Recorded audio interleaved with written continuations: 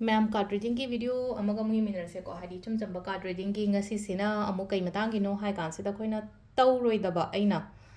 hana leina ko hadi sum kaino ma to matam da hojik se ngon da problem face da we na khala se ba ko aina hana taw gi ba hadi past mistake harasne ko hadi du maina taw gi ba aduga hojik aina tawroi da ba tawdra ga di ꯇꯨꯡꯒꯤ ꯑꯥꯎꯠꯀꯝꯁꯦꯀꯣ ꯍꯥꯏꯗꯤ ꯀꯃꯥꯏꯅ ꯂꯥꯛꯀꯗꯒꯦ ꯈꯣꯠꯀꯗꯒꯦ ꯍꯥꯏꯕꯅꯆꯤꯡꯕ ꯑꯗꯨꯒꯤ ꯃꯇꯥꯡꯗꯅꯦꯀꯣ ꯑꯗꯣ ꯁꯤꯗꯀꯣ ꯑꯩ crystal ꯑꯅꯤꯈꯛ ꯑꯩ ꯈꯨꯠꯇ ꯄꯥꯏꯔ ꯂꯩꯔꯦꯀꯣ ꯁꯤꯗ ꯂꯩꯁꯦꯀꯣ ꯍꯥꯏꯗꯤ ꯑꯦꯃꯦꯊꯤꯁ ꯂꯩꯔꯦꯀꯣ ꯑꯩꯒꯤ ꯁꯤꯗ ꯂꯩꯔꯤꯁꯤꯅꯀꯣ ꯑꯗꯨꯒ ꯁꯤꯁꯤꯅ ꯒ꯭ꯔꯤꯟ ꯑꯦꯕꯦꯟꯆꯨꯔꯤꯟ ꯂꯩꯔꯦꯀꯣ ꯍꯥꯏꯗꯤ ꯒ꯭ꯔꯤꯟꯁꯦ ꯈꯟꯁꯤꯔꯥ ꯅꯠꯇ꯭ꯔꯒ ꯑꯦꯃꯦꯊꯤꯁꯀꯤ ꯑꯦꯅꯔꯖꯤꯁꯦ ꯍꯥꯏꯇꯥꯔꯦꯀꯣ ꯍꯥꯏꯗꯤ ꯀꯔꯝꯕꯅ ꯍꯦꯟꯅ ꯑꯦꯇ꯭ꯔꯦꯛ ꯇꯧꯒꯦ ꯍꯥꯏꯕꯗꯣ ꯑꯗꯨꯒꯤ ꯑꯣꯏꯅ ꯌꯦꯡꯃꯤꯟꯅꯔꯁꯦꯀꯣ ꯑꯍꯥꯟꯕꯗ ꯑꯦꯃꯦꯊꯤꯁꯀꯤ ꯈ꯭ꯔꯤꯁꯇꯜ ꯈꯟꯕꯉꯩꯒꯤ ꯑꯣꯏꯅ ꯌꯦꯡꯉꯁꯦꯀꯣ ꯑꯦꯃꯦꯊꯤꯁ ꯈ꯭ꯔꯤꯁꯇꯜꯁꯤꯅ ꯍꯥꯏꯗꯤ ꯀꯔꯤ ꯒꯥꯏꯗꯦꯟꯁ ꯄꯣꯔꯛꯏꯒꯦ ꯑꯩꯈꯣꯏꯒꯤꯗꯃꯛꯇ ꯑꯗꯨ ꯍꯥꯏꯐꯦꯠ ꯌꯦꯡꯉꯁꯦ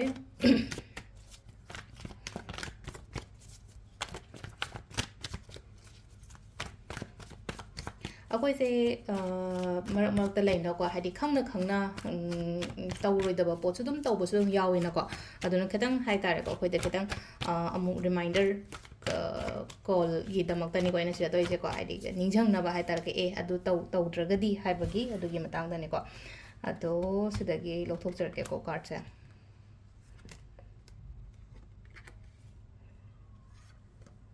ꯑꯍꯨꯝ ꯃꯔꯤ ꯃꯉꯥꯀꯣ ꯁꯤꯗ ꯁꯨꯃꯥꯏꯅ ꯑꯗꯨꯝ ꯂꯧꯊꯣꯛꯑꯒ ꯌꯦꯡꯉꯁꯦꯀꯣ ꯑꯗꯨꯝ ꯄꯣꯠꯁꯦꯀꯣ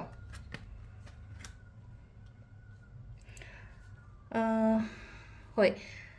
ꯇꯧꯔꯣꯏꯗꯕꯅ ꯍꯥꯏꯔꯛꯑꯕꯅꯤꯅꯀꯣ ꯁꯤꯗ ꯍꯥꯏꯁꯦꯀꯣ ꯃꯤꯒꯤꯗꯃꯛꯇ ꯌꯥꯝ ꯐꯅ ꯈꯟꯕꯁꯦ ꯃꯤꯒꯤꯗꯃꯛꯇ ꯍꯥꯏꯗꯤ ꯐꯅ ꯑꯗꯨꯝ ꯈꯟꯕꯗꯣ ꯄꯣꯖꯤꯇꯤꯕꯤꯇꯤ ꯌꯥꯝꯅ ꯈꯟꯕꯁꯨ ꯑꯣꯏꯒꯜꯂꯦꯀꯣ ꯌꯥꯝꯅ ꯁꯤ ꯂꯥꯛꯏꯁꯦ ꯈꯪꯕ꯭ꯔꯥ ꯍꯥꯏꯗꯤ ꯑꯩꯒꯤ ꯃꯥꯏꯅꯁ ꯄꯣꯏꯟꯅꯦꯕ ꯉꯁꯤ ꯄꯨꯊꯣꯛꯇꯣꯏꯁꯤꯅꯀꯣ ꯍꯥꯏꯗꯤ ꯌꯥꯝꯅ ꯐꯅ ꯈꯟꯕꯗꯣ ꯍꯥꯏꯗꯤ ꯃꯤ ꯑꯃꯅ ꯀꯩꯅꯣꯝꯃ ꯍꯥꯏꯔꯛꯄ ꯃꯇꯝꯗ ꯐꯨꯜ ꯇ꯭ꯔꯁ ꯍꯥꯏꯇꯥꯔꯦꯀꯣ ꯐꯨꯜ ꯇ꯭ꯔꯁ ꯑꯣꯏꯒꯗ꯭ꯔꯅꯦ ꯁꯛꯁꯦꯁ ꯑꯣꯏꯅꯤ ꯀꯥꯏꯅꯒ ꯏꯁꯥ ꯏꯊꯟꯇ ꯌꯥꯝꯅ ꯈꯟꯕꯗꯣ ꯑꯗꯨꯃꯥꯏꯅ ꯑꯣꯏꯅ ꯑꯣꯏꯀꯣ ꯑꯗꯨꯗꯨꯅꯀꯣ ꯍꯥꯏꯗꯤ ꯃꯇꯨꯡꯗꯗꯤ ꯍꯥꯏꯇꯥꯔꯦꯀꯣ ꯃꯇꯨꯡ ꯇꯥꯕꯗ ꯁꯤ ꯇꯧꯒꯅꯨ ꯍꯥꯏꯕꯅꯦꯀꯣ ꯁꯤꯗ ꯍꯥꯏꯗꯤ ꯃꯃꯥꯡꯗ ꯌꯥꯝ ꯂꯩꯀꯣ ꯍꯥꯏꯗꯤ ꯃꯤꯒꯤ ꯃꯇꯦꯡꯒꯨꯝꯕ ꯀꯩꯒꯨꯝꯕꯁꯨ ꯌꯥꯝ ꯄꯥꯡꯉꯦ ꯃꯤ ꯃꯇꯦꯡ ꯄꯥꯡꯕꯁꯤꯗꯀꯣ ꯑꯩꯒꯤ ꯏꯁꯥꯒꯤ ꯋꯥꯈꯜꯂꯣꯟꯗꯗꯤ ꯑꯩꯅ ꯃꯇꯦꯡ ꯄꯥꯡꯕ ꯃꯇꯝꯗ ꯑꯩꯉꯣꯟꯗ ꯀꯥꯟꯅꯖꯒꯗ꯭ꯔꯥ ꯈꯣꯠꯀꯗ꯭ꯔꯥ ꯀꯥꯏꯅ ꯈꯟꯕ ꯍꯥꯏꯇꯥꯔꯦꯀꯣ ꯑꯗꯣ ꯍꯧꯖꯤꯛꯀꯤ ꯑꯣꯏꯅ ꯍꯥꯏꯔꯒꯗꯤ ꯂꯩꯅꯀꯣ ꯍꯥꯏꯗꯤ ꯄ꯭ꯔꯣꯕ꯭ꯂꯦꯝꯁ ꯅꯠꯇ꯭ꯔꯒ ꯍꯥꯏꯗꯤ ꯇꯦꯟꯁꯟꯒꯨꯝꯕ ꯀꯩꯒꯨꯝꯕ ꯈꯔꯗꯤ ꯂꯩꯒꯅꯤꯀꯣ ꯂꯩꯔꯒꯁꯨ ꯍꯥꯏꯗꯤ ꯑꯩꯅ ꯇꯧꯔꯣꯏꯗꯕ ꯍꯥꯏꯕꯅꯤꯅꯀꯣ ꯃꯇꯨꯡꯗꯗꯤ ꯁꯤꯒꯤ ꯄꯣꯠꯁꯦ ꯇꯧꯒꯅꯣ ꯍꯥꯏꯇꯥꯔꯦꯀꯣ ꯃꯤꯉꯣꯟꯗ ꯐꯨꯜ ꯇ꯭ꯔꯁꯁꯦ ꯍꯥꯏꯗꯤ ꯊꯥꯖꯕꯁꯦ ꯍꯣꯏ ꯁꯨꯡꯊꯝ ꯊꯝꯒꯅꯣ ꯍꯥꯏꯕꯒꯤ ꯑꯥꯊ꯭ꯔꯗꯤ ꯅꯠꯇꯦꯀꯣ ꯔꯤꯂꯦꯁꯟꯁꯤꯞꯇ ꯑꯣꯏꯔꯣ ꯅꯠꯇ꯭ꯔꯒ ꯊꯕꯛ ꯏꯪꯈꯥꯡ ꯇꯧꯕꯗ ꯑꯣꯏꯔో ꯑꯃꯗ ꯑꯣꯏꯔꯣꯀꯣ ꯍꯦꯛ ꯀꯩꯅꯣ ꯇꯧꯕ ꯍꯥꯟꯅ ꯍꯥꯏꯗꯤ ꯑꯐꯕ ꯍꯥꯟꯅ ꯈꯟꯕꯁꯨ ꯌꯥꯝꯅ ꯀꯥ ꯍꯦꯟꯅ ꯀꯩꯅꯣ ꯇꯧꯗꯦꯀꯣ ꯍꯥꯏꯗꯤ ꯈꯤꯇꯪ ꯌꯦꯡꯉꯣꯕ ꯃꯤꯁꯦ ꯀꯔꯝꯕ ꯃꯤꯗꯥꯅꯣ ꯀꯃꯥꯏꯅ ꯇꯧꯕꯅꯣ ꯑꯩꯅ ꯂꯣꯏꯅꯔꯤꯕ ꯃꯤꯁꯦꯀꯣ ꯍꯥꯏꯗꯤ ꯄ꯭ꯂꯁ ꯄꯣꯏꯟ ꯃꯥꯏꯅꯁ ꯄꯣꯏꯟ ꯑꯗꯨꯝꯕ ꯃꯌꯥꯝꯗꯣ ꯍꯥꯟꯅ ꯐꯖꯅ ꯊꯤꯗꯣꯛꯄ ꯍꯥꯏꯗꯤꯀꯣ ꯃꯤꯁꯦ ꯂꯩꯅꯀꯣ ꯑꯩꯈꯣꯏꯁꯦ ꯑꯗꯨꯝ ꯑꯩꯅ ꯀꯩꯝꯇ ꯁꯣꯏꯗꯕ ꯅꯠꯇ꯭ꯔꯒ ꯑꯩꯅ ꯀꯩꯝꯇ ꯂꯥꯟꯗꯕ ꯑꯣꯏꯇꯥꯔꯗꯤ ꯐꯅ ꯈꯟꯒꯟꯕ ꯃꯤ ꯑꯣꯏꯇꯥꯔꯗꯤ ꯃꯥꯅꯕꯨ ꯑꯩꯉꯣꯟꯗ ꯀꯩꯗꯧꯗꯣꯏꯔꯣ ꯀꯩ ꯇꯧꯔꯛꯀꯗꯒꯦ ꯍꯥꯏꯅ ꯑꯗꯨꯃꯥꯏꯅ ꯐꯅ ꯈꯜꯂꯒ ꯂꯩꯔꯕꯅꯤꯅ ꯍꯥꯏꯗꯤ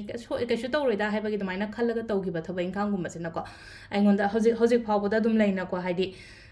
ꯈꯨꯗꯣꯡꯊꯤꯕ ꯑꯦꯛꯁꯄꯤꯔꯤꯌꯦꯟꯁꯦꯁ ꯍꯥꯏꯇꯥꯔꯦꯀꯣ ꯍꯥꯏꯗꯤ ꯑꯦꯛꯁꯄꯤꯔꯤꯌꯦꯟꯁ ꯃꯌꯥꯝ ꯑꯃꯗꯤ ꯐꯦꯁ ꯇꯧꯔꯦꯀꯣ ꯁꯤ ꯂꯥꯏꯔꯤꯛꯁꯦꯀꯣ ꯐꯦꯁ ꯇꯧꯔꯒꯁꯨ ꯉꯁꯥꯏꯒꯤ ꯑꯩꯅ ꯂꯥꯟꯗꯕꯅꯤꯅ ꯍꯥꯏꯇꯥꯔꯦꯀꯣ ꯑꯩꯅ ꯃꯤꯗꯨꯒꯤꯗꯃꯛꯇ ꯑꯩꯅ ꯐꯠꯇꯕ ꯈꯜꯂꯒ ꯅꯠꯇ꯭ꯔꯒ ꯐꯠꯇꯕ ꯇꯧꯈꯤꯕ ꯅꯠꯇꯕꯅꯤꯅ ꯀꯩꯅꯣꯗꯤ ꯑꯣꯏꯒꯅꯤꯀꯣ ꯁꯤꯗ ꯍꯥꯏꯗꯤ ꯃꯥꯏ ꯄꯥꯛꯄ ꯅꯠꯇ꯭ꯔꯒ ꯍꯥꯏꯗꯤꯀꯣ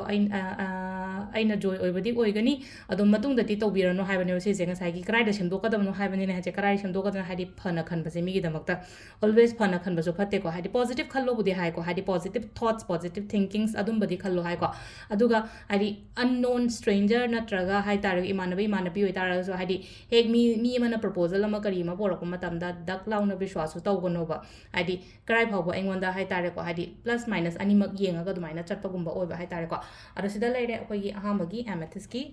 ꯈꯟꯕꯉꯩꯒꯤ ꯑꯣꯏꯅ ꯍꯥꯏꯇꯥꯔꯦꯀꯣ ꯁꯤꯗ ꯃꯊꯪꯒꯤꯁꯤꯅ ꯀꯩꯅꯣꯀꯣ ꯍꯥꯏꯗꯤ ꯒ꯭ꯔꯤꯟ ꯈ꯭ꯔꯤꯁꯇꯜ ꯈꯟꯕꯉꯩꯒꯤ ꯑꯃꯨꯛ ꯌꯦꯡꯉꯁꯦꯀꯣ ꯒ꯭ꯔꯤꯟ ꯈ꯭ꯔꯤꯁꯇꯜ ꯈꯟꯕꯉꯩꯒꯤꯅ ꯍꯥꯏꯗꯤ ꯀꯔꯤ ꯒꯥꯏꯗꯦꯟꯁ ꯂꯩꯒꯦ ꯍꯥꯏꯕꯗꯣ ꯑꯗꯨꯁꯨ ꯍꯥꯏꯐꯦꯠ ꯌꯦꯡꯃꯤꯟꯅꯔꯁꯦ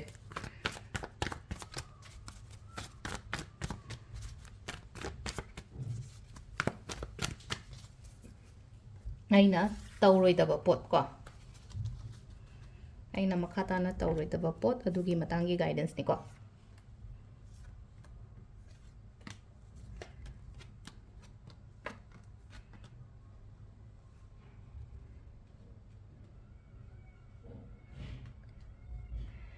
ꯁꯤꯗꯁꯨ ꯂꯩꯀꯣ ꯍꯥꯏꯗꯤ ꯏꯃꯣꯁꯅꯦꯜꯂꯤ ꯑꯩꯈꯣꯏꯒꯤꯀꯣ ꯀꯩꯅꯣ ꯇꯧꯕ ꯍꯥꯏꯇꯥꯔꯦꯀꯣ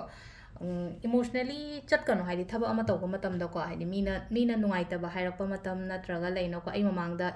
आई सिमा दोसा तारे नत्रगा आई सिमा कैनो तौ हाइदि खनगनोबा दुगी पोत मैमदो खितंग प्रैक्टिकली लौको हाइदि वरी साबदो ओइरो मी तिनाबदो ओइरो थबक इंखांगदो ओइरो खितंग डिप्लोमेटिक ओइना हाइतारेको प्रोफेशनली हाइरसनिको सम समना हाइरबदा हाइतारेको हाइदि थबक कैनोगा पुनसनगनोबा हाइतारेको हाइदि पर्सनल ने हाइदि प्रोफेशनल ने को अदुमाइन तौरगा खितंग फिल्टर आउट तौथोकबिबको अदुगी पोतोमा हाइतारेको पैसा नुसा कैकाजे मिंगोंदा सिसु लेनको यामना ऐगी येंगदना मतिंग पांगबदो ओइको सिसना ऐंगोंदा कैनो तौबा ओइ कैनो ओइदेको सिदा हाइदि इसागी येंगदना हाइतारेको सपोज ऐंगोंदा लेइतेना खलसेबा लेइट्रगसु ए मागी दमकता ऐ पांगे खोलके हाइदि बैलेंस से सुंग तौदबा हाइतारेको हाइदि बैलेंस तौदबा हाइबगी आथ्रदी हाइतारेको ऐंगोंदा होजिक हाइदि लिसिंग यांखै खक लेबा लिसिंग यांखै लेबसिदको मासिना हाइता ऐगी खंगनरिबा मी नत्रगा ऐगी चिनाव अमा हाइजको पला अमा पिरो हाइ मतम खाइ लिसिंग यांखै दुदी पीदोरेबा सोइदना यांखै दुदी हेदन मा अमा पिरो हाने अमदगी यांखै अंग पोसलगा दुमाइ तरोगा हाइदि मीगी दुदी तौनबा होनगिबा दुमाइ तरोको अदुगा लास्टा ऐंगोंदा वाबदी कनादा वाइ ऐंगोंदा वाइको अदुदुना होजिक तुंगी ओइना हाइरगदिको हाइदि थबक तौबा मतम नत्रगा any decision making the emotionally चत्तबा हाइतारेको हाइदि मिनुंगसी हाइरसिनको मिनुंगसी लेगदमने लेरोइदबा हाइब कन लेगनो हाइबगी वा नतेको मिनुंगसीदो इसागी हाना हाइतारेको इसागी फैमिलीगी ऐगी दमकता हाना खल्लोको ऐगी इचागी ऐगी फैमिलीगी करीगी हाना खल्लो हाइदि इसागी लेतना मीगी मतिंग तौगे हाना सोंग मीगी मतिंग पांगो को सुगाइदेको अइना अंगंबा पांगोबा हाइदि सिंगक्त्रसु याबा पैसा हाइरसिनेको हाइदि ngसाइगी लुपा 500 लिसिंग पांगी मतम सिंगक्त्रसु याबा लुपा लाख 2 योगी मतम ददि हाइदि सिंगक्तबा यारोइनाको अदुदुना हाइदि सिंगक्त्रसु यारे हाइबा खनबा पैसा गुंबा अदुमाइना गुंबा मतिंगुंबा पांगबीबा हाइतारेको सिदासु चपमानना अहांबा लाखिबा कैनोदो को हाइफेट मानरक्तोइको हाइदि फना खंदोकपसे यामना फत्तेको हाइदि चपमानना हाइतारेको खरा लाएको हाइदि फर्स्ट की एमएचएस खनखिबगा सिगी कैनोसिको अदो सिदा लेरेको हाइदि खोगी ओइना हाइतारे खोइना तौगदबा और तौरोइदबा गी मतंगदको ngasiगी कार्ड रेटिंग से अदो मका ताबा वीडियो समु कोने मिनरसे थैंक यू